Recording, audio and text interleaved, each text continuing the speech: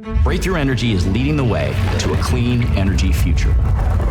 Through public and private sector collaboration, we're transforming how we power our communities, move people and goods, make things, heat and cool buildings, and grow food. And we're doing it by supporting new innovations across 3 critical stages of growth, from discovery to development to deployment. Discovery, we begin by supporting early-stage R&D for promising new solutions. Development, as a technology gains viability, we help finance, launch, and scale companies to significantly reduce emissions. Deployment, next we work to ensure companies succeed on the long and capital-intensive journey from startup to global scale. And across all our efforts, we advocate for policies to lower costs and advance the progress of clean energy worldwide. It will require the most ambitious innovation effort in history, but we can break through to a world where everyone has access to clean, affordable, and reliable energy. Please welcome to the stage, Head of Breakthrough Energy Discovery Programs, Ashley Grosh.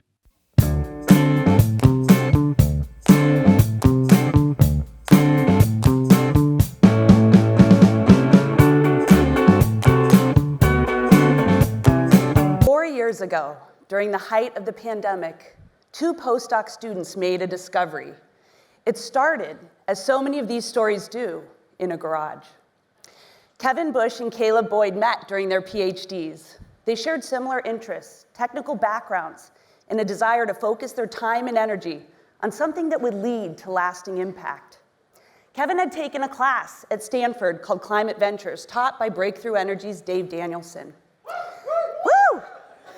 The class opened his mind to white space problems and encouraged students to form teams and start working on out-of-the-box solutions. Then, in 2020, the world shut down. And Kevin, like so many of us, was stuck at home. But he kept thinking about those white space ideas and decided to set up weekly calls with Caleb, who was in Germany. The conversations were focused on bold ideas: CO2 capture, energy storage, decarbonizing cement, perhaps. They even discussed sending giant autonomous balloons into the Arctic to soak up methane leaks. Then they decided to turn their ideas into action. Kevin set up a work table in his landlord's garage park and patched in Caleb from Germany to walk through various designs and calculations. After weeks of brainstorming, the challenge they kept coming back to was hydrogen. Then they had an idea. Using materials like a ceramic tube, 100 feet of wire, insulation from a chimney, a fan motor they bought off Amazon, they built a reactor from scratch. When they plugged it into their landlord's EV charger, they got it up to 1,400 degrees Celsius, about as hot or hotter than this room. Now, this kind of activity was also not covered in the terms of Kevin's lease, but the landlord didn't seem to mind, and the two kept tinkering. By heating methane in their furnace to this high temperature, they could break it down into carbon and hydrogen. This process, called methane pyrolysis or methane cracking, is not new. But up to that point, the reactors had always clogged at this stage. In their initial tests, they had made a breakthrough. Their reactor didn't clog. They were able to produce small amounts of clean hydrogen. The early implications of this were obviously significant. Clean hydrogen could help decarbonize everything from steel to cement, from transportation to agriculture. It was around this time that some of my BE colleagues and I were tipped off about this, these 2 postdocs, building a makeshift hydrogen reactor in a garage in Palo Alto. So our curiosity led us over to see this for ourselves. I still remember them beaming with excitement as they showed us the small-scale reactor, also thinking to myself about the landlord's insurance policy. But we had an idea for how to get them out of this garage. Because in these very early stages of experimentation, they were not ready to take on traditional venture funding. So this made them a perfect fit for the Breakthrough Energy Fellows program. As Breakthrough Energy Fellows, Kevin and Caleb would receive grant funding to further develop their technology, access to our curated entrepreneurial curriculum, connections to this amazing network. Can we get a shout out? Yes. And also connected to a vibrant community of other first-time founders. The funding and resources allowed them to do what they do best, to focus on the technology, to get the science right, and to work out the kinks. Now, speaking of kinks, a few months into the fellowship, they came to us with a problem. Their hydrogen was producing a lot of soot, about enough to fill up the back of a truck each day, and they didn't know what to do with it. They needed a new design. So they went back to the drawing board and they made an even more exciting discovery. By tweaking their design, those mounds of useless soot became high-quality, battery-grade graphite. This discovery had huge potential, and the commercial implications were enormous.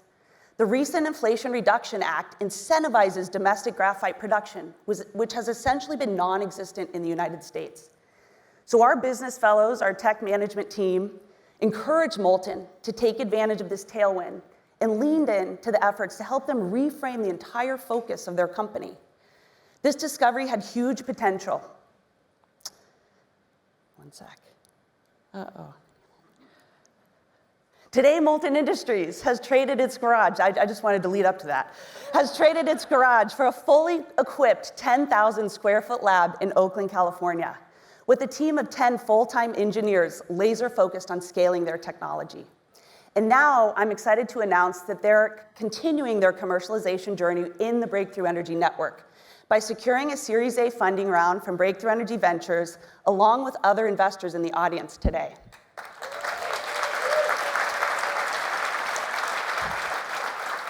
We can take a lot of lessons from this story, but most important is this. The process of discovery is rarely linear. It's filled with false starts, long detours, happy accidents. There's no secret or roadmap to these breakthroughs.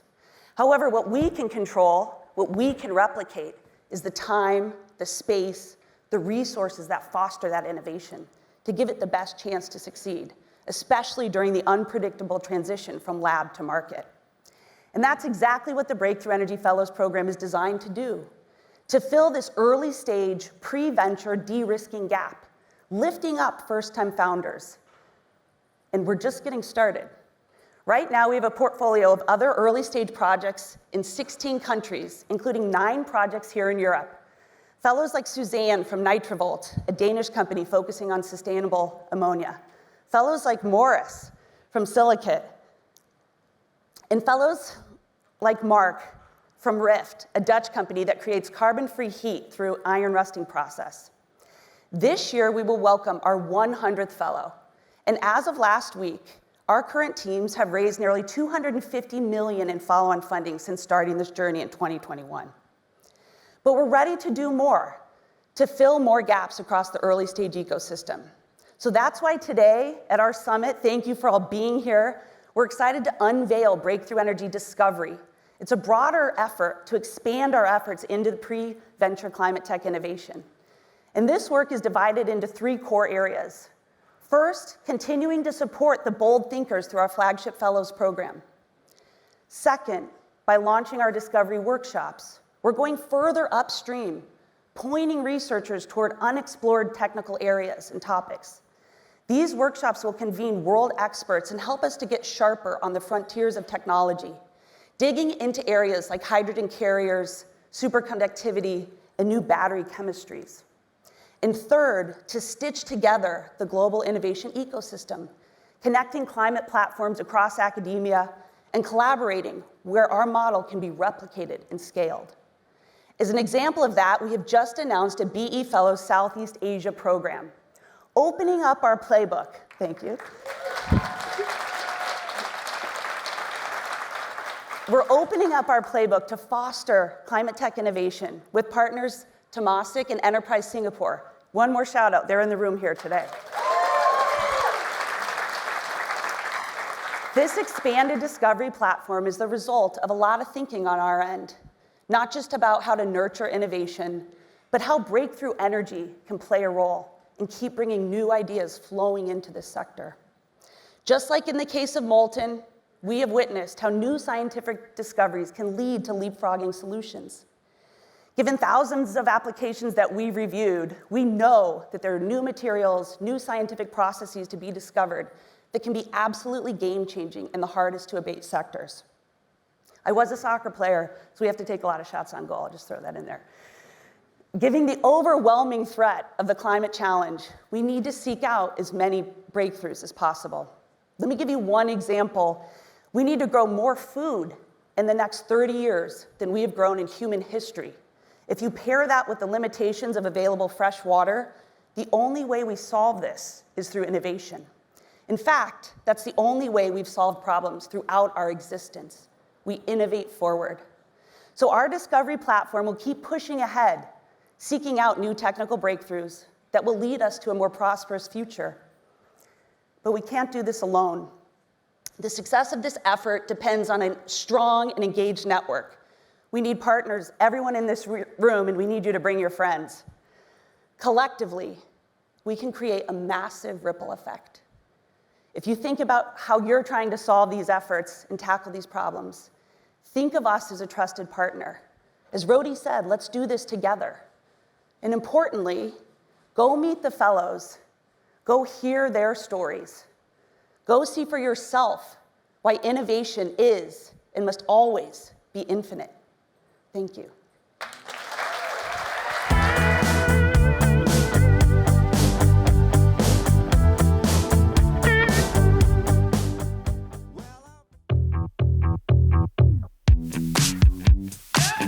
We're in Houston, Texas. This is a startup company called Mars Materials that has a way of making industrial products in a very clean way and quite innovative. So they're taking a chemical process that has been very environmentally unfriendly, including lots of CO2, and redoing it, trying to see if this very clean process can be cost competitive with the dirty process that's being used right now. Acrylonitrile is a commodity-scale chemical feedstock that's used in our everyday lives. It's used in the production of carpets, keyboard keys, vacuum parts, car dashboards, and it's the sole raw material for materials like carbon fiber, water treatment chemicals, and paper products. It's a $14 billion market. The need for low-carbon acrylonitrile is tremendous. Unfortunately, today, nearly all acrylonitrile is made from fossil fuels, either from crude oil or from coal, and that's heavily emissions intensive. These products actually sustain our quality of life. So how do we continue to hit the quality of life, but do it in a cleaner, more environmentally friendly way? At Mars, our innovative approach can take water, electricity, green ammonia, and captured carbon dioxide and directly convert that into acrylonitrile. So what makes our acrylonitrile production unique is our ability to make acrylonitrile as a drop-in replacement. And it's called nitrilation. So what you're seeing behind me actually is the world's largest nitrilation reactor, enabling us to produce nearly 1 kilogram per day of our carbon-negative acrylonitrile. The Breakthrough Energy Fellows program has been instrumental in our success here at Mars. Without the support, it would have been difficult to imagine moving at the speed in which we've been able to identify a lab space, build out our pilot reactor, and begin producing material. So that's been incredible. There's only 24 hours in the day. And to have that support to lean on is something that I never take for granted, and I hope continues in the future with the programs. So imagine one day when you are buying your new carpet, and that is also a carbon sink. So core and really foundational to that will be Mars's technology underpinning the fact that you and me and everyone else around the world can buy into carbon removal. Please welcome to the stage Cody Friesen, Mateo Jaramillo, Andrew Ponec, and our moderator, Kat Clifford.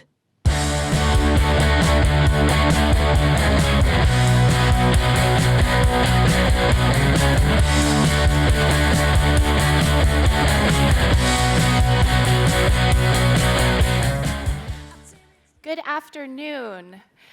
This plenary is divided into discovery, development, and deployment, and we are going to focus on the development here. These are three rock star CEOs in this world, so I'm guessing a lot of you already know them. But just in terms of framing where their companies are in terms of the developments conversation that we're going to have, just going to give you a few speed round facts here. So you guys know Antares, they're the hot rocks guys, and they use renewable electricity to heat blocks of solid carbon to really hot temperatures, 2400 degrees C. That stored heat will be delivered to industrial operations, and they can also deliver electricity on demand.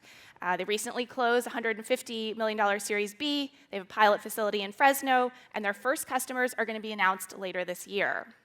Form, building energy storage tech.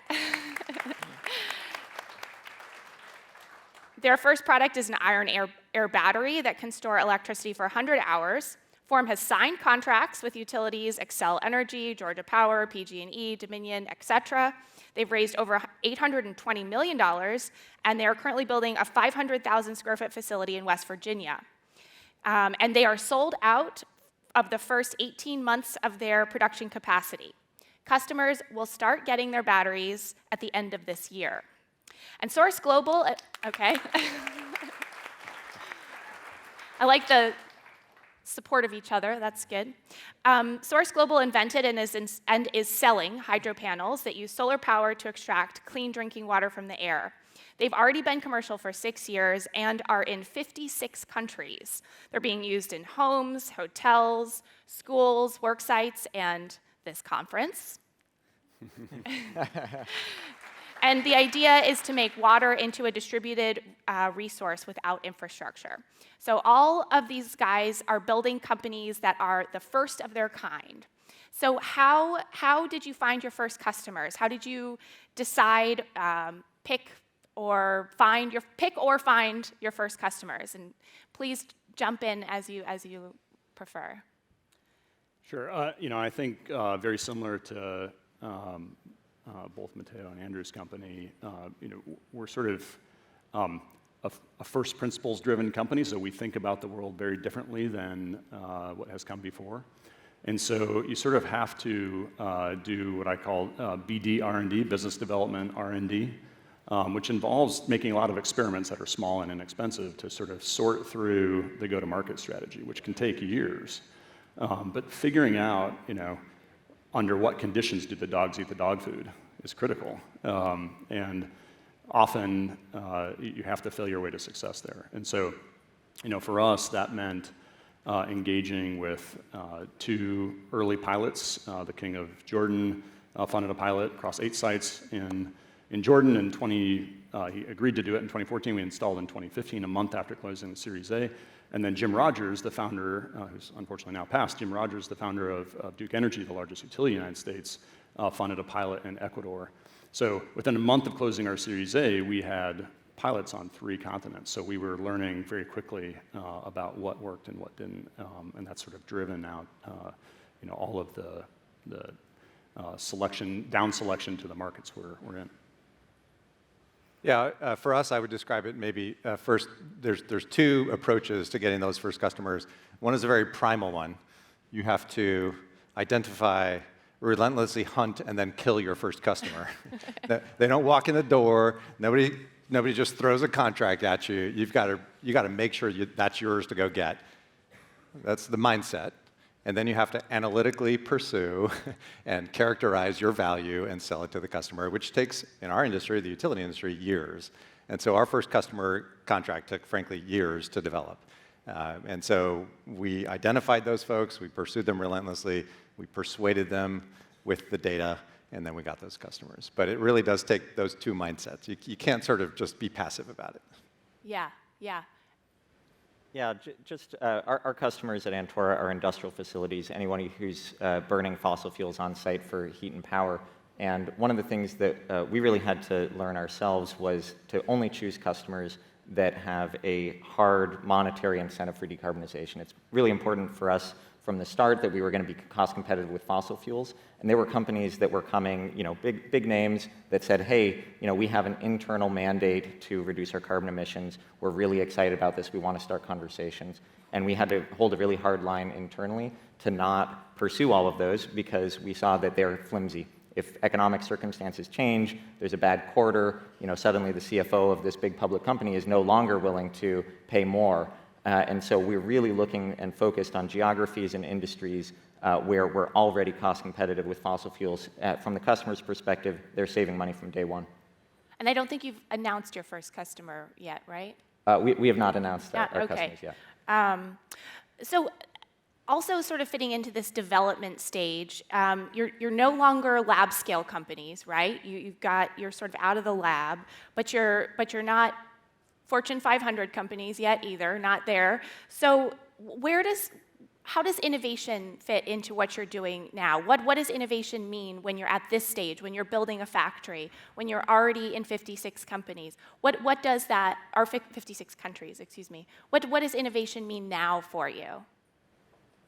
I'll jump in. I think of innovation for a company as the company equivalent of education to humans. And if you ever think you're done with it, you're probably not very good at it. And so innovation is just a part of what we do. We have bolted on from initially what was a research and development company, the functions of engineering and then subsequently manufacturing, but we haven't gotten rid of the innovation engine that's sort of behind that. And in fact, that mindset now permeates all three of those very different functions, right? And that is the through line for how we knit together a cohesive culture which has very different demands at one end versus the other, right? So you have to be very execution mindset, operating minutes to hours in the production environment, and you've got to be very creative and thoughtful and operating over sort of months to years time frame in the R&D function, and that has to be part of the same company. And the only way that you can really do that is by having innovation be the through line there. In other words, change. So how do we incorporate change into the company? And so we never view that we're done with innovation.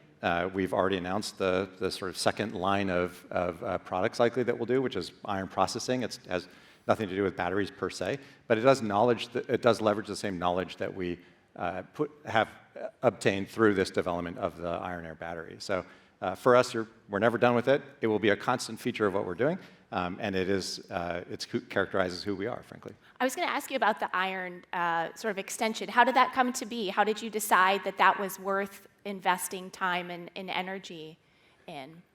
Well, so very briefly, it's a low temperature, continuous powder-to-powder process for reducing iron. So taking oxides and producing metallics, which is what's required for decarbonizing steelmaking. And so that process, or going from an oxide back to the reducing it back to its metallic state, that's what we do in the battery, right? That is the recharge. And so we have smart scientists who are always thinking creatively, and they said, hey, maybe there's another application for this knowledge, and really started to pursue it. And there was a serendipitous moment where somebody tried something new, and hey, gee, it worked at very high efficiency. And that's exactly the kind of thing that we then know what to do with, right? We know how to characterize it, we know how to build the techno-economic models around it, and we're already getting pull through on the engineering side and then into the manufacturing environment. So we're always looking for that kind of thing. We've set up the organization to do that, to identify it, and then to know which ones you should work on versus the ones that you should not work on, because there's a lot of ideas. Awesome. I love the iron reduction story. I think that's a super interesting part of the technology, and a lot of what you said really resonates. And just one thing that we would add, we've been thinking about innovation throughout the company is we had started like many technology-based companies with innovation in technology. Then as we've added on more and more functions, we've just had to learn to innovate in each of those areas. So learn to innovate in finance and communications and policy and all the other things that make up the company. And one thing I'll just say, the word innovation often evokes, these really crazy, complex things. Actually, for us, innovation usually is about simplifying. That was really important to us early on in the process with our core technology, making it as simple as possible.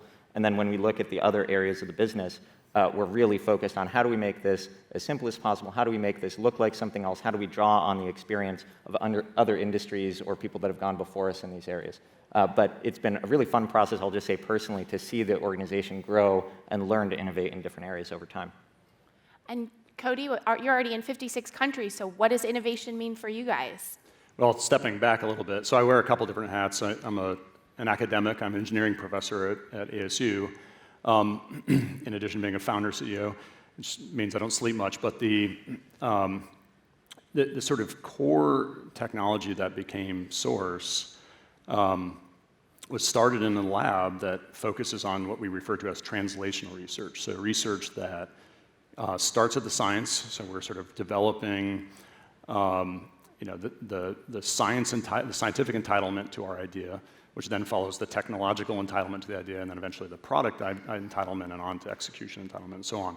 And so that through line, like Mateo was saying, that element of the company that is our deep roots in the core science, and then continuing to add function as we mature, that through line continues. So our R&D group on the academic side reaches about 10 years into the future and focuses on sort of new thermodynamic pathways in material science, whereas on the company side, the R&D really focuses on the innovation side.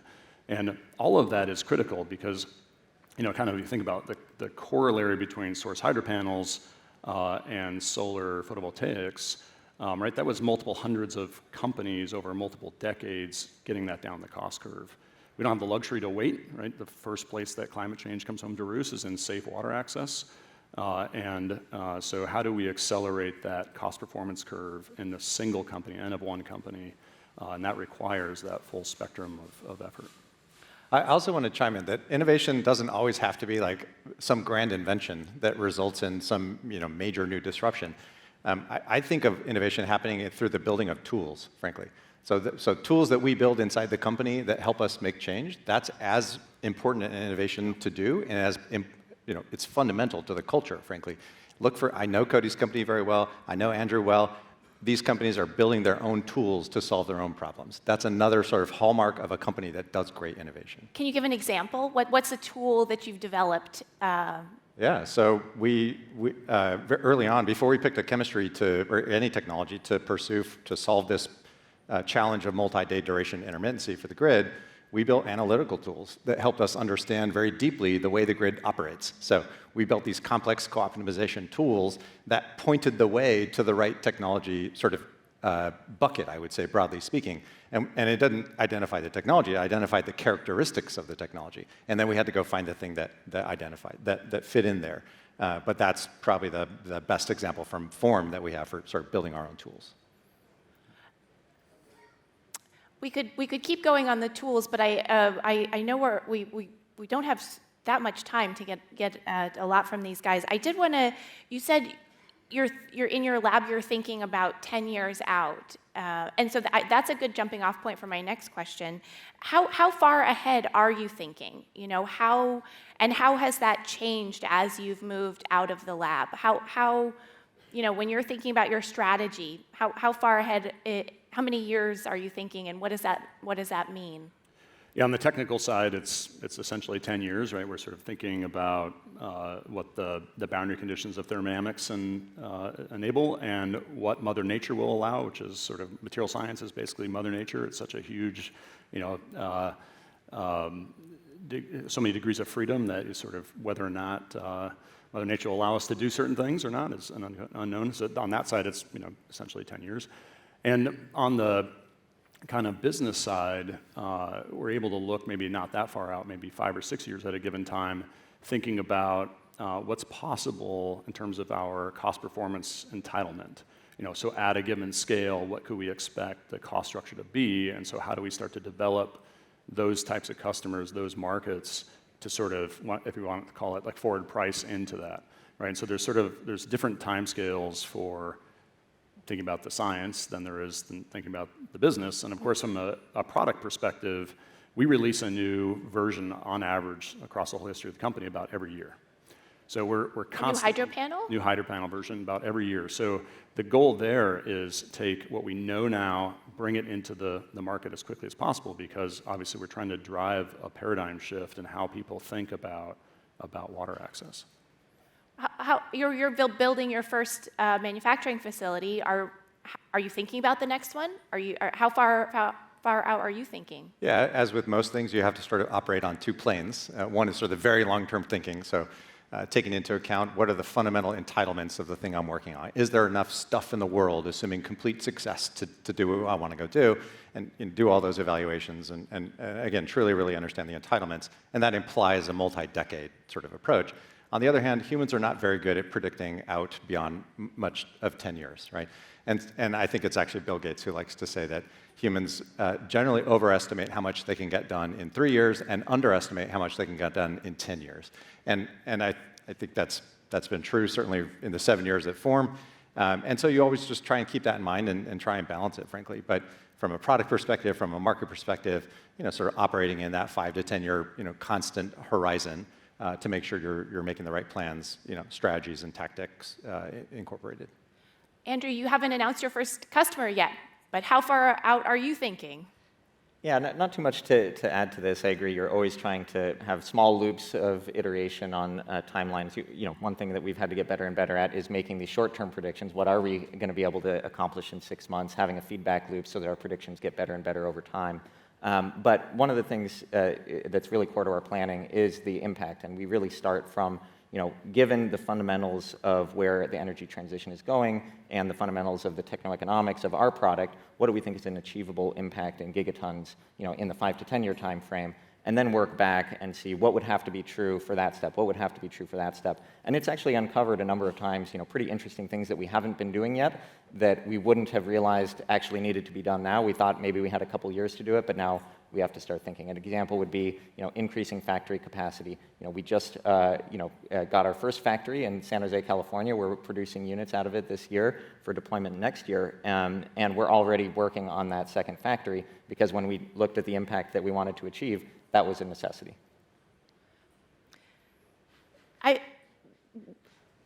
This is sort of a little bit of a theoretical, but what is something that you need or would want to happen that could help your business grow significantly that you actually can't control? And if you can give an example of that, then how do you plan for that? What is something that you can't control, and how do you plan for that? Andrew? But everybody looking at me. One thing that I think has been a perennial question is just uncertainty in policy and regulatory landscapes. That's something that is certainly outside of our control, but just comes up when it comes to investment decisions. Whether it's an investor looking at investment in Antora as a company or an investment in the projects, I would say almost every conversation has some flavor of, but what if, X policy changes, X regulation changes? Is that going to stall the project? Is that going to delay the project? So, if I had a magic wand and I could resolve all of those uncertainties, and by the way, it really is often the uncertainty that matters, not the outcome. There are times when we feel like if we knew it was going to be bad, it would actually be better for the project than just the uncertainty, because then nobody knows how to price in that risk, or nobody wants to move forward until there's more certainty. So that would be my answer. Yeah, and I would point to the layer maybe right on top of that, which is the political uncertainty, which drives regulatory policy uncertainty. And to take the case of the United States, I mean, we're operating in the state of West Virginia, which deeply red, plus 40 state to Trump in the last election, just to give you some indication there. In fact, the most red state in the nation, and they're hugely supportive of what we're doing. And 2 senators from the state have been to the factory. I know the congressional delegation, I know the governor, I know the economic development folks. In short, the way to mitigate risk on politics is through relationships. There's really no other shortcut there. And so we spend a lot of time building relationships because they really matter. And we build relationships in such a way that it's win-win, right? Which is what we want to do. We're bringing jobs back to a town that lost 14,000 jobs when a steel mill closed 25 years ago. In fact, we're building on that exact site. We're taking over the old steel mill site. So I think that's how we can sort of rebuild a lot of these bridges that have fallen down and are the result, frankly, of today's sort of the fractured political environment. So that's how I see mitigating risk, is by going in there and delivering value to communities who see that and feel the difference and have the trust of relationships that are in place. So far, you've both mentioned sort of political risk. How about you? What's sort of something that is uncertain on your future that you can't control, and how do you manage that? Yeah, I guess I'll incorporate those responses by reference. And I would say that, I mean, maybe to be a boring answer, which is, it's thermodynamically possible. We know that, in principle, we could create distributed potable water, the lowest cost any water, just potable water on the planet, from a thermodynamic perspective, it's going to be whether or not Mother Nature lets us do it on the long tail. And so, What do you mean by that? What I mean by that is, the physical object that does the thermodynamic work, that takes water vapor and makes it into liquid. Okay.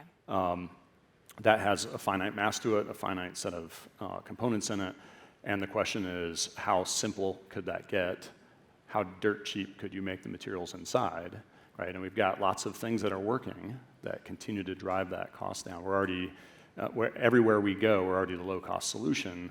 Then the question becomes, how broad can that be over time?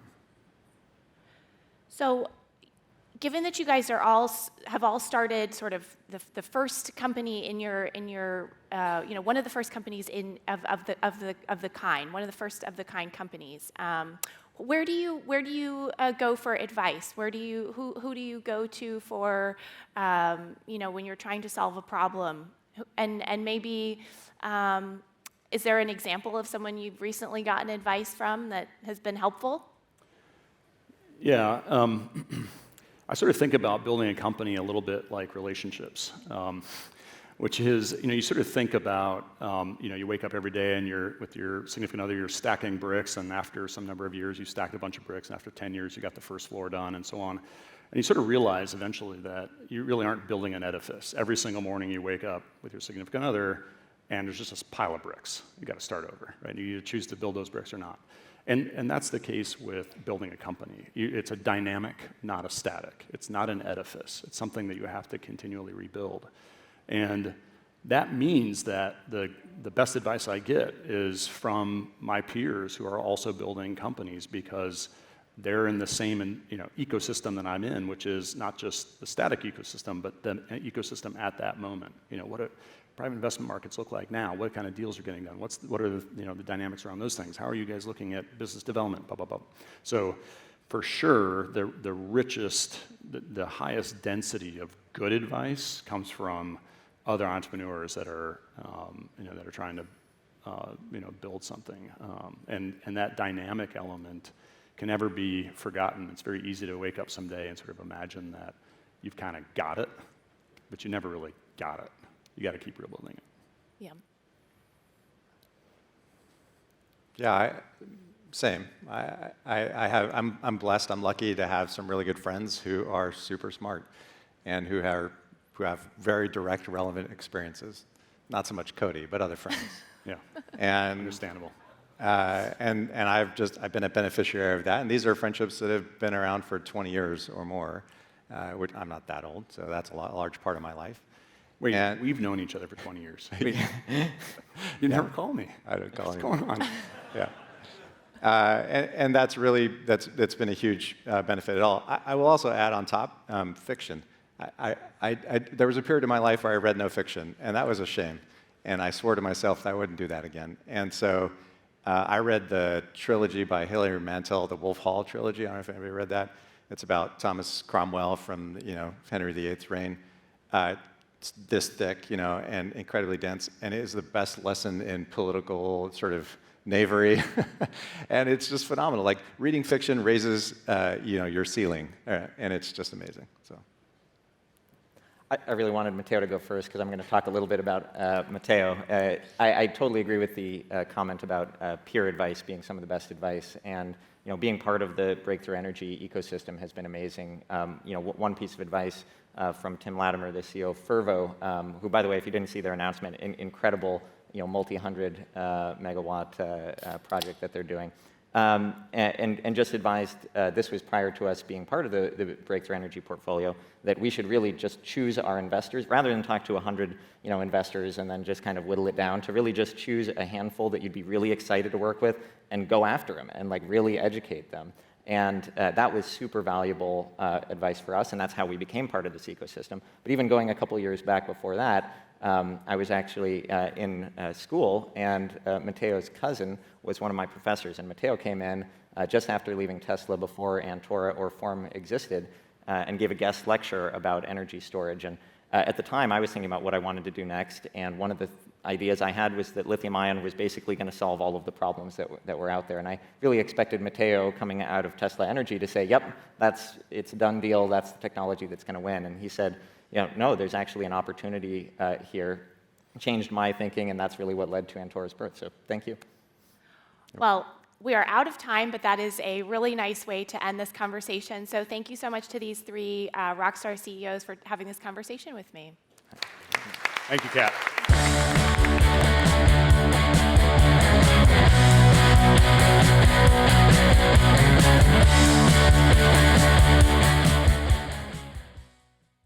The aim of Breakthrough Energy is to take emerging climate technologies from their nascent stage and push them forward through capital, know-how, and policy all the way to scale up and deployment. At Catalyst, we're very focused on the last part of that life cycle, which is deployment and scale up. At Breakthrough, we really focused first on supplying innovation, and that really led to, at the beginning, an effort to discover the most important transformative technologies that we could try to ultimately develop and bring to the market.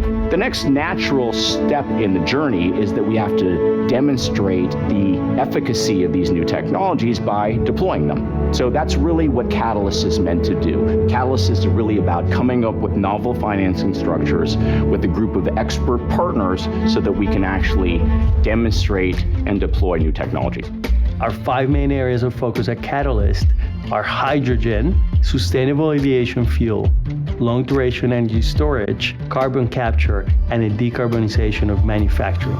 For a lot of these emerging climate technologies, this will be the first time that they will be built into projects. It's not only capital that these first-of-a-kind projects need. They need customers that want to buy their product on a long-term contracted basis.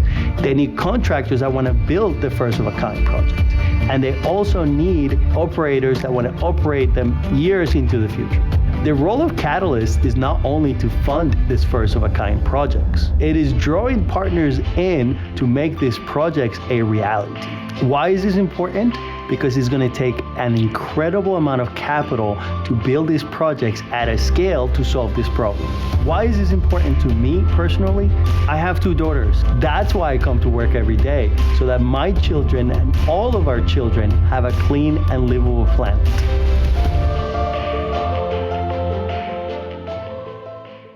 Please welcome to the stage the CEO of Rondo Energy, Eric Trusiewicz.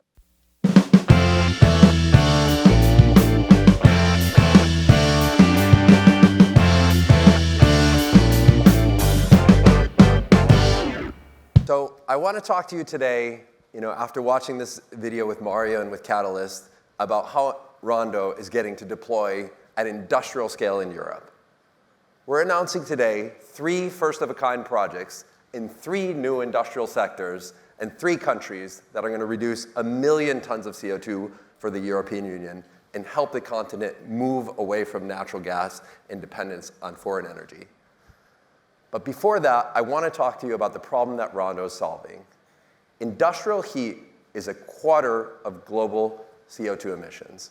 Industrial heat comes from taking coal or natural gas or other fossil fuels and combusting them at the site of production of commodities to heat those things up and to power those processes. At the same time, you heard from Eric Toon this morning that renewables are now cheaper than fossil fuels in many places in the world. So can we use renewables to power these heavy industrial processes and to produce the commodities that we all need and that we all use and for which the demand is going to continue to grow? So the issue to be solved is renewables are intermittent and there's no industrial process that's done at large scale that can only take energy during the day when the sun is shining or when the wind is blowing. All of them need baseload heat and they need baseload power, and that, if we want to decarbonize them, we're going to have to provide that. So how do we take these intermittent renewables, whether they're on site or through the grid, however they get to the site, and how do we move those from being intermittent to being baseload? Rondo has created a very simple and elegant solution to solve this problem.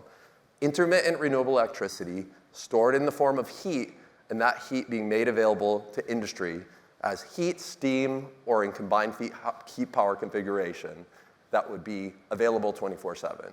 And how does it store this heat? Well, it has a very simple, cheap, reliable, and scalable storage media. Bricks. Why bricks? Yep. Little known to most people, bricks have been used at scale globally as thermal energy storage. There's more than 100 gigawatt hours of operating thermal energy storage at steel plants in something called copper stoves. So this is a scalable, producible technology. No new materials need to be created. No giant supply chains need to be set up. And it's very difficult to sell out of bricks. This has helped Rondo move successfully from lab scale to commercial pilot and to have a fully prepared supply chain for supplying these bricks and this thermal storage globally to many projects. Here you see the factory where we have 2 gigawatt hours per year of annual brick production, and this can be easily scaled to 90 gigawatt hours. So there's no cap on how fast we can go. This great mission and very simple technology and very cheap and scalable technology has attracted a series of amazing investors.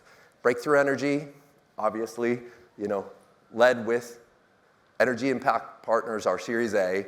And after that, we attracted a whole host of industrial companies that want to use this technology into their various industries, from mining and minerals, chemicals, cement, refining, textiles, or even the provision of 24/7 green electricity to data centers. Rondo has raised $100 million of capital already, and we promptly found ourselves here. Our first commercial scale, industrial scale plants. How do we finance them? So we've talked about first-of-a-kind infrastructure. We've talked about how difficult that is. Why is it so difficult? Well, venture investors don't want to take a whole bunch of dilution to invest in infrastructure assets. Infrastructure investors are desperate to put capital into decarbonization, but they don't want to take venture risk. Banks would love to lend to projects, but are not going to do it unless those projects have guaranteed returns. And customers are not really likely to buy large-scale, expensive infrastructure projects that they can't go and physically see operating somewhere in the world. Back to today's announcement. How are we getting then to industrial scale deployment? How do we bridge this gap? And we do that with incredible partners. So we've worked with Breakthrough Energy Catalyst, who's brought in the European Investment Bank, and also found 2 amazing industrial partners, Green Lab, which is a Danish clean industrial park that's mission is to provide clean industry, and Covestro, a German chemical company that needs to get off of natural gas and to decarbonize. Breakthrough Energy Catalyst and the European Investment Bank are going to provide 75 million euros of non-dilutive capital so that we can deploy not 1, not 2, but 3 first-of-a-kind projects in Europe to decarbonize fuels, chemicals, food and beverage, and to provide clean heat, steam, and power, and combined heat power to these applications. It's an incredible moment for the company that we can get over the funding gap and go to become a deployable, scalable, and bankable technology. And it's really thanks to the partnership that we have with Catalyst and with the European Investment Bank and our industrial partners that we can reduce 1 million tons of CO2 as a small step to the hundreds of millions of tons and billions of tons that this technology needs to attack, together with infrastructure investors in a fully bankable, deployable, and scalable technology globally.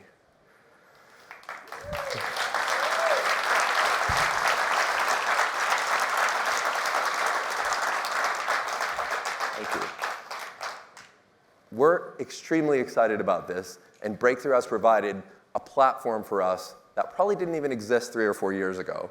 So we've been supported at the topco level by equity investment of Breakthrough Energy Ventures from the very first financing through follow-on financings. We have this amazing partnership with Catalyst that's allowed us to get over this funding gap and has pulled in the European Investment Bank. And we have great relationships with the partnerships and with the Europe team to help us connect with policymakers and corporates globally. So I want to leave you with a picture. This is a beautiful green industrial park in Denmark, and here is the site of Rondo's first heat battery at full industrial scale in Europe, made possible by this amazing partnership. Thank you.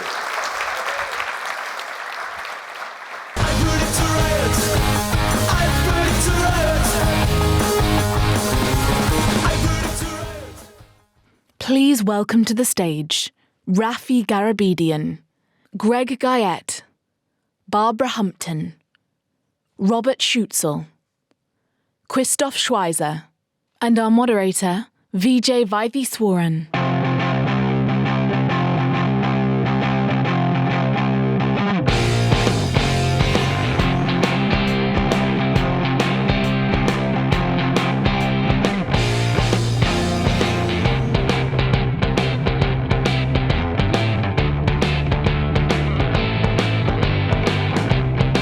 Ladies and gentlemen, we got some rock and roll to bring us out on stage. I think it's only appropriate because this is the panel you've been waiting for. This is the session where we reveal the secrets of how the rubber hits the road.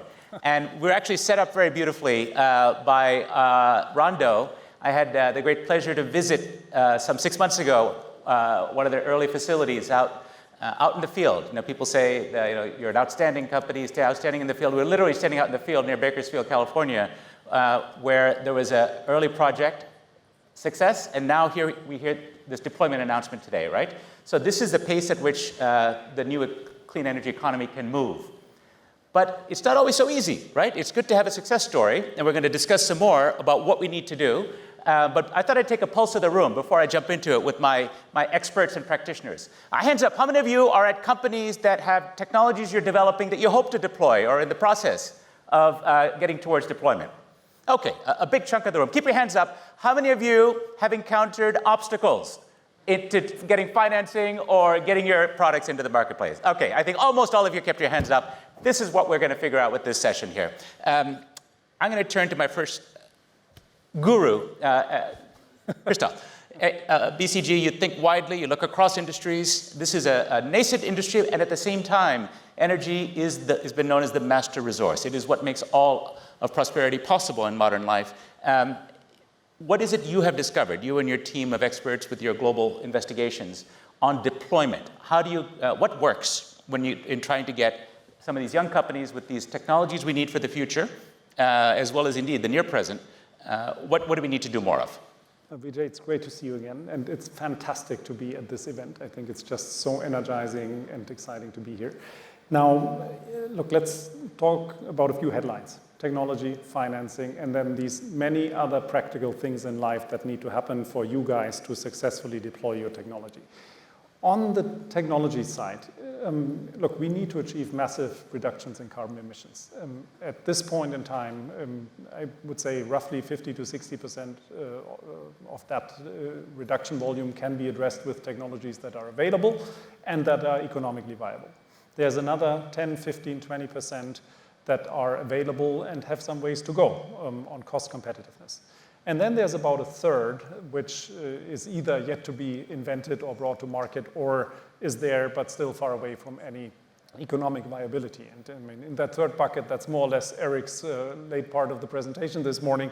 Right. You obviously talk about next-gen well, let's focus on the latter two categories, because that's where the challenge is, right? And now, but I do think there's manifest progress.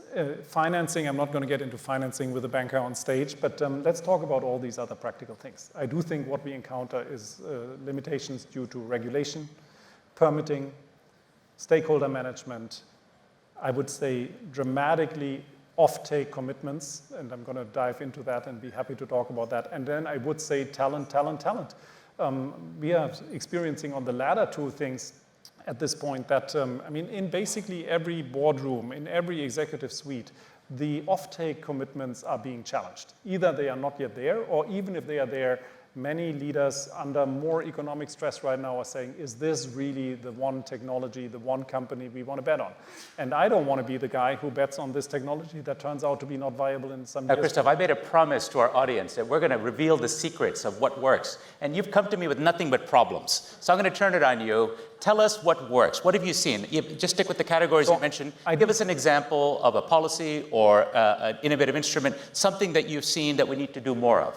So on the offtake agreements, I do think there's a financial question to it, but then I do think, startups and scaling companies can do a great job explaining the technology.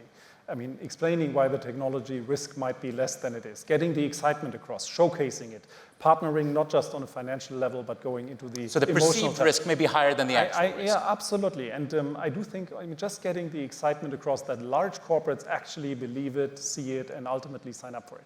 On the talent side, I do think, many leading institutions now run major upskilling programs.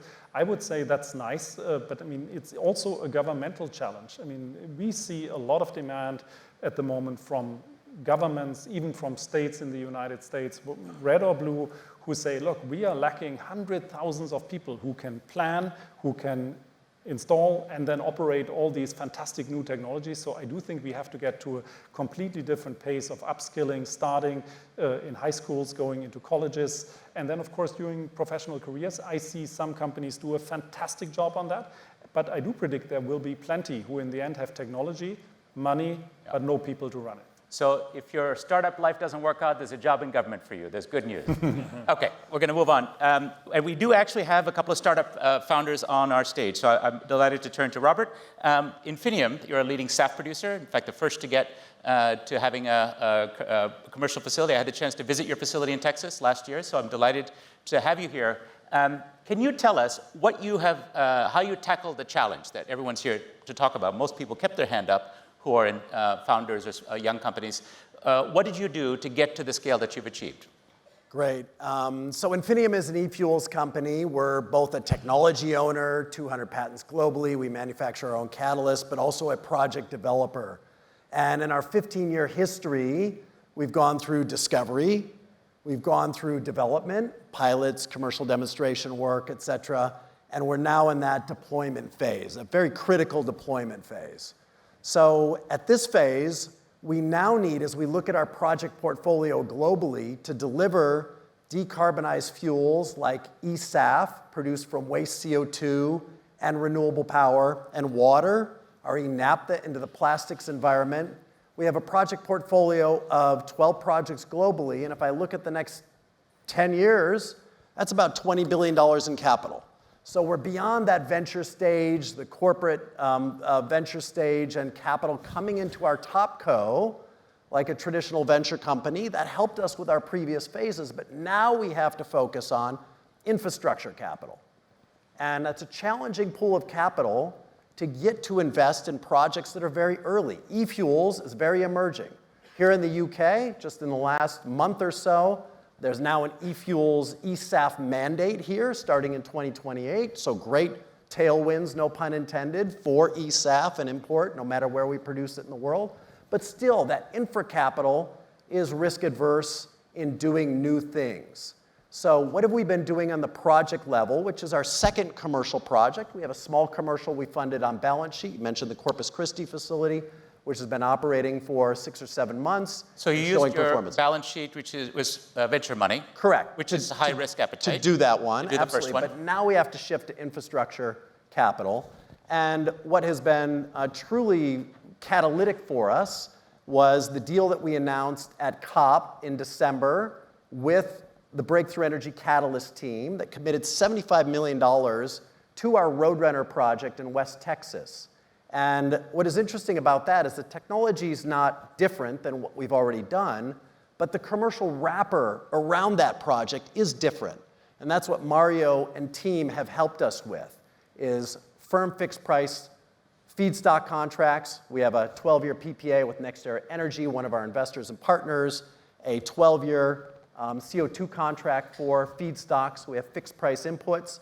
And then importantly, we need term offtake to guarantee that revenue. And with the Catalyst deal, American Airlines, and kudos to Jill and team for making a commitment on a long-term offtake for this project for SAF, and Citi on the other side for buying the Scope 3 emissions, that deal was very instrumental in helping move the project forward. The role of Breakthrough people will know, obviously, the Catalyst, I should say, because we're obviously at an event where the group is very familiar to all of you.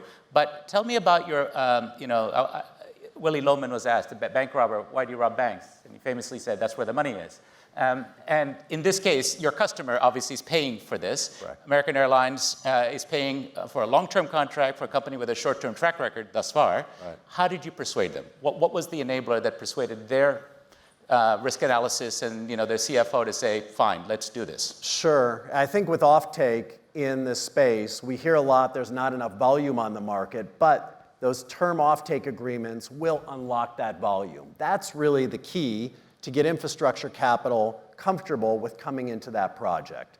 So we can't build without those long-term offtake commitments. And American Airlines, as one example, there's others as well, have made that commitment because they know, even though it's the higher point of the cost curve, it will help them unlock more ESAF in the future on our future projects as costs come down. So it's really taking a leap out as an early customer. Right. Okay, so that's an excellent example of how to make progress. Raffi, your startup, Electric Hydrogen, thinks about this issue. What do you think about first-of-a-kind projects and financing, and what's your approach? Great, thanks, Vijay. Electric Hydrogen, we're a little different. We're a pure-play equipment and technology provider. So we manufacture electrolyzers to convert green electrons and water into hydrogen, green hydrogen.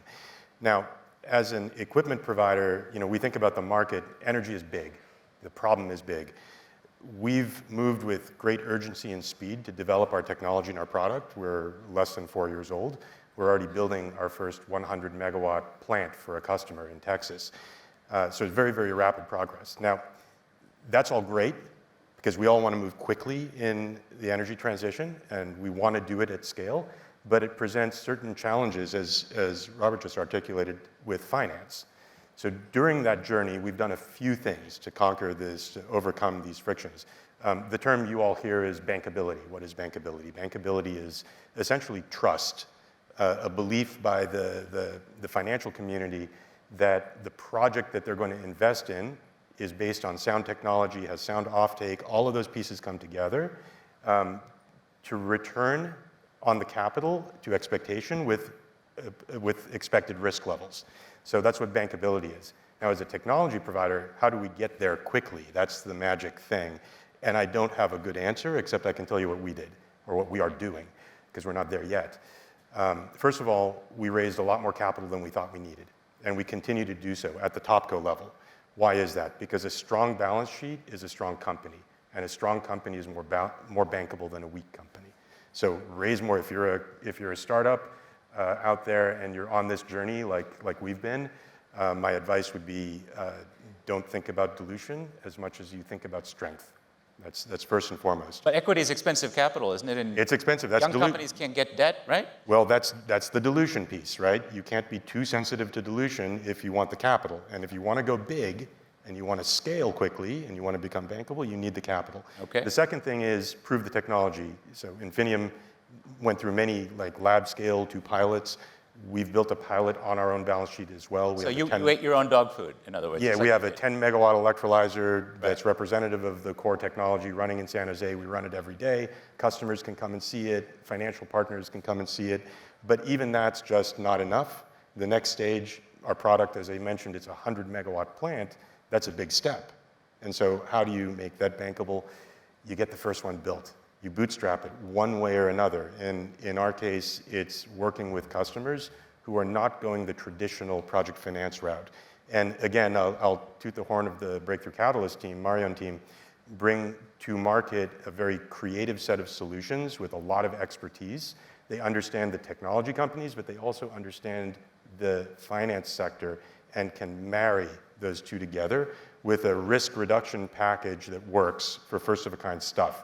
That's a huge unlock for us. So we're hearing about bankability you talked about. Everyone in this room will know Jigar Shah, who heads up the loan program office at DOE. He likes to call it the bridge to bankability and trying to find innovative financing mechanisms. He has a big kitty of money, but of course he only does debt and he can't take tech risk by mandate. So that suddenly excludes him from a lot of companies that have either real or perceived tech risk. Project finance guys, they don't want to get involved with tech risk, right? They want NF10, not NF1. So conventional Wall Street solutions, maybe we'll ask at the end from our friend from a bank. But in the meanwhile, I've heard a couple of, you mentioned corporates. So let's turn to a corporate. We have with us, of course, Barbara, representing Siemens USA here, and you have experience with this. Tell us a little bit about how you see the ecosystem of finance here. Yeah, but Vijay, first let me ask, how many corporates are there in the room? We've seen the show of hands. Yeah, I see you, Mitsubishi. I see you, GE. Yeah, we're in this together. I learned a new term today. I want to be a Sherpa through the Valley of Death and up the Everest of scale. And so we have this unique position as corporates to be able to help identify. Siemens made a commitment to be carbon neutral in 2015. By 2020, we were over halfway there, but now we're in the hard part. And so the key question is, where do you go to help solve those problems? And it turns out it's networks like Breakthrough Energy that help us identify who are the problem solvers, where can we go. Now, a large corporate gets to deploy capital. And Anthony Casciano is here from Siemens Financial Services. He's making investments side by side. We're focused in a couple of those areas. Siemens Real Estate is here. Christian Franz is here. And he's employing breakthrough companies in order to make sure that we decarbonize our own operations. So if I was going to leave you with one message, it's this. Networks beat hierarchies every day of the week. Think about your network. We can drive demand generation by working as a network of consumers, get on standards, make sure we're building up adequate offtake so that we can get to affordable solutions in the future. So networks, I think everyone here is on board. We have 1,500 here, right? Something like that, a record turnout. I had to ask. How many of you were in Seattle for the prior gathering of Breakthrough Energy? Okay, so a significant minority, but still a lot of new people, a lot of new faces, so good opportunities to build that network that you're talking about. Now, I want to press you on what your company specifically, other than your own commitments to net zero, is doing, and that can help with this journey that companies are on. You're obviously digital experts. People know you for that. You know about the grid. You know about some of the innovative ways that we need to improve the grid and enhance the grid to allow some of the companies that are in this room to have a chance to succeed and help contribute to the solution. What do you see coming up on the digital front that you think, and this is a topic I know near and dear to everyone, including Bill Gates' heart, what can we do on that front on digital and grid? Anybody who has thought of Siemens as an industrial conglomerate, scratch that off. We're a focused technology company. We're bringing the building blocks where the digital world meets the real world. Just about any problem we're trying to solve in the real world can be solved faster and better if we first use the digital tools that have changed our lives over these last 2 decades. Build digital twins of the products that you're imagining, of how they'll operate, how they'll be produced, your new factories. And I guarantee you that you can get there faster. The most exciting thing I've heard in these events so far is the idea of modeling the grid. This is the big problem we have to solve. Getting enough power to meet this insatiable demand and the ability to use these digital tools to model what's needed and to manage our operations, this is a powerful moment. Barbara, when I joined The Economist donkeys years ago as a business journalist, I was taught 2 things I needed to know about business journalism. One is, if only Siemens knew what Siemens knows, right? AI is helping us there. Right? But the second thing was, from Siemens, was digital twins will solve everything. And so I've heard this story before. Persuade us, what's different now? What's different now is we now have tools that give us the ability to bring our geeky, physics-based simulation and digital twinning together with NVIDIA's or others, photorealistic rendering. We now have the industrial metaverse. Now, take that and apply this software that enables us to control our automation technology in a factory. We can now send a bill of process from our digital twin tool into the factory and control the automation that exists there. And maybe the most important thing, Christoph, is the idea that what is it going to take in terms of people to interact with this kind of technology? It turns out AI is humanizing the technology we've had in industry and infrastructure. It makes it more accessible. So the idea that we can bring people in from the sidelines, you talked about young people. Yeah. I will tell you, as an old person, I'm excited about coming in to this new world and using the new tools. Well, that's great. Thank you. And what you talked about AI really underlines the earlier panel today on the potential of AI in this. I mean, there's a lot of headlines about AI eating the world with energy consumption, but there's a flip side to the story as well, that is the potential for dramatically enhancing efficiency, operations, and the grid project that's being both discussed here, but also the Tapestry and others have been working on. I think there's enormous amounts of progress that can make on that side of the ledger as well. But we have to pay for it. Of course, but we'll work on that. Good thing we have a money man at the table here. Let's turn to our banker, if you don't mind, Greg. Lots been laid on the finance community. This is your chance to tell us what should we think and also as an innovative international bank that's founded with a global mindset. Indeed, I think, if I'm not mistaken, founded to support entrepreneurship globally. How do you see the challenge? Well, first, I wish I had a digital twin to answer this question. In 2 years when we meet, it may all be just avatars. Who knows? There are two things that we're doing that I think are part of the answer to some of the problems that have been raised, right? And the first answer comes out of our partnership with Breakthrough. We have other partnerships, but this one is particularly important, which allows us to go deep on the tech and get help to figure out which companies are ones that are likely to have the winning answer to a particular problem that we're facing in the industrial society. And then what we're trying to do is we're trying to put early stage capital in through debt facilities in these companies. We did that with Raffi's company to try to get more of this early stage money to give more runway without having as much dilution as you might get if you're going out to raise round after round of equity. That also gives us a deep understanding of what the company is doing and how we can help the company move from on-balance sheet stage to infrastructure stage. And so we've seen that in a number of areas. And then the ancillary benefit from that kind of a deep relationship, and given our footprint, is we're trying to take some of these companies that have this winning technology to other parts of the world. And I think Bill touched on this a little bit this morning, but it's true that in some of the other parts of the world, the financing of the infrastructure is easier, better, faster, quicker, partly because you don't have some of the planning issues, partly because you have some of the talent, and partly because you have a lot of government support behind. You don't have to waste a lot of time. The second thing that we're doing, and I absolutely agree that one of the biggest challenges in rolling this out on the trillions of dollars that's needed around the world, and a lot of this is in the middle income countries where most of the demand for the infrastructure sits, is this gap between the folks that are willing to take sort of pure equity risk because they see huge upside and they're willing to lose their money 1 out of 3 times in order to make it work, and then sort of the commercial, where we can do the traditional risk analysis. Now, to me, that's a huge, huge business opportunity because I fully agree with the point that the perceived risk is greater than the actual risk, because there is a demand, there will be offtake agreements, and there will be the opportunity to get these projects done because we have all kinds of support. Now, the challenge is there isn't a template. So every project is different. We have to be creative, and we have to bring in industrial partners who also see the perceived risk as different than the actual risk. We have to bring in governments. We have to bring in the multilaterals. So I'll give you an example.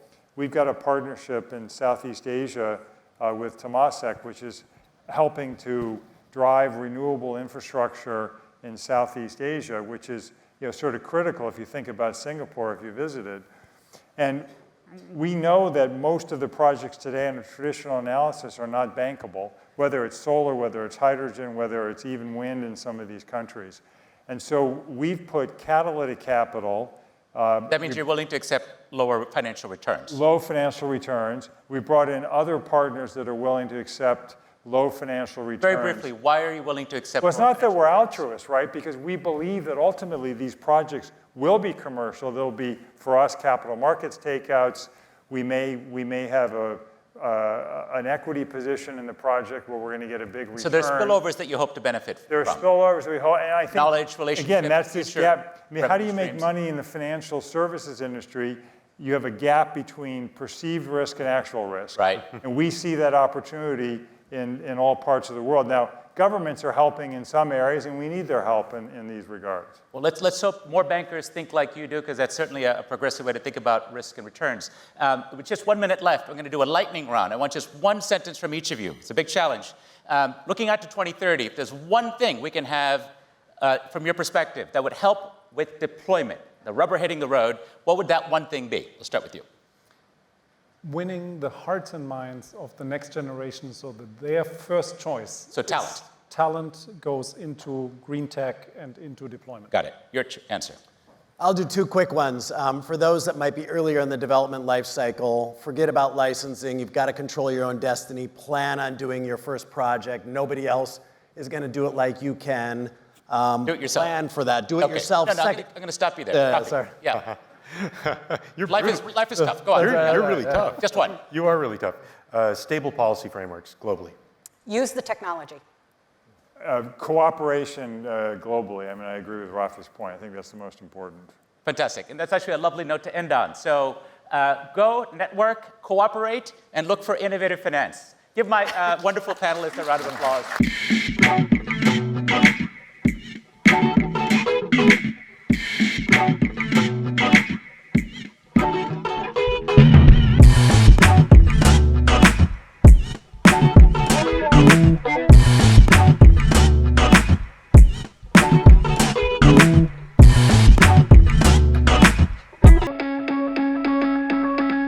The thing about cement is that it is a hugely important product for society. It's used within concrete, which is the most consumed product on Earth after water. I mean, it's rivers and rivers of concrete poured on a daily basis. Unfortunately, cement is an exceptionally carbon-intensive product, responsible for 8% of all CO2 emissions.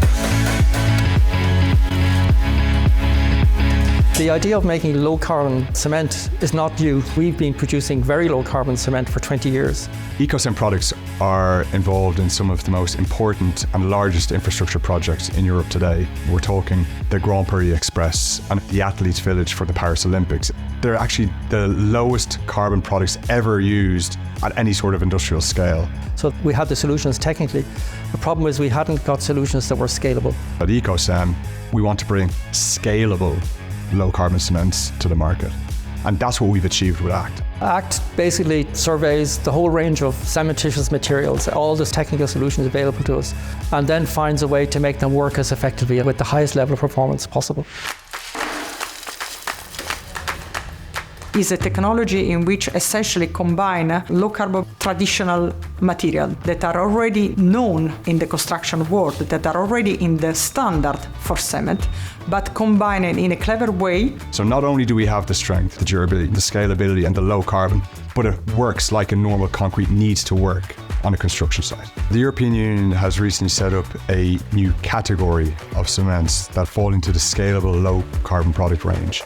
And we at EcoCem, we are the first ones to comply with this. What that means is that we now have a cement that can be sold anywhere within Europe under this ACT profile. And that is breakthrough with respect to getting this new low carbon cement into the market.